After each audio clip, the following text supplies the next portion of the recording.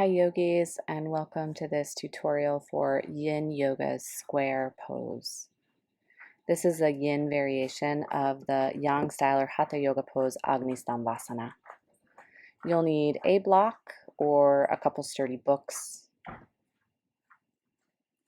And it might be helpful for some folks to have a blanket or a smaller cushion for padding for your joints or support. This is an asymmetrical pose, so choose which side you'll begin with and take that shin to the bottom of the pile, and then attempt to stack your second shin directly on top of it, as I'm showing with my forearms here.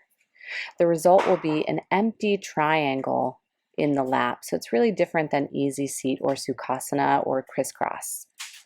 Make sure your top toes are nice and active in order to protect your ankle and your knee joint. You may notice, as is the case with my body, that there's a little bit of a gap or a space between your top knee and bottom ankle. If you find that, you can cushion with a blanket, or if it's a bigger or a taller gap, you can also take a block to any of the three settings in between your ankle and your knee. So if this variation works for you, this might be where you choose to hang out. Set your timer here for 3 or 4 minutes. Otherwise, let's see some other options and variations. The first of those variations is to take one shin in front of the other, so you have a little bit more space, like a looser square.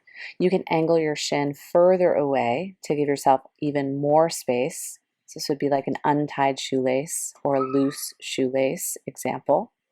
They're all in the same family of yin postures, or the more traditional with shins stacked at center, and make sure you have that empty triangle in your lap.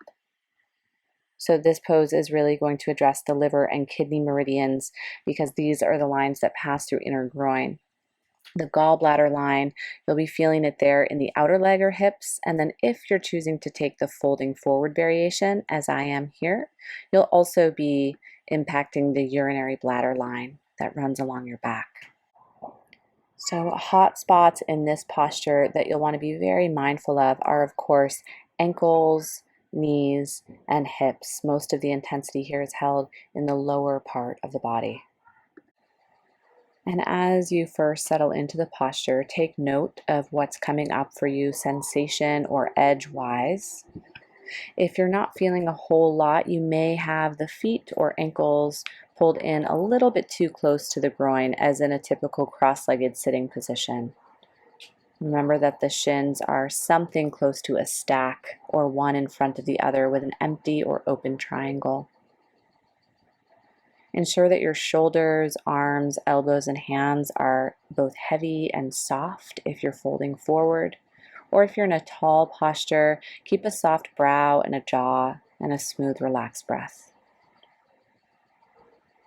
You can pause here to time each side for a full 3 minutes if you'd like. And when you're ready, slowly ease your way out without hurry and prepare to transition to the other side. Thank you so much for joining today. Jai Bhagwan.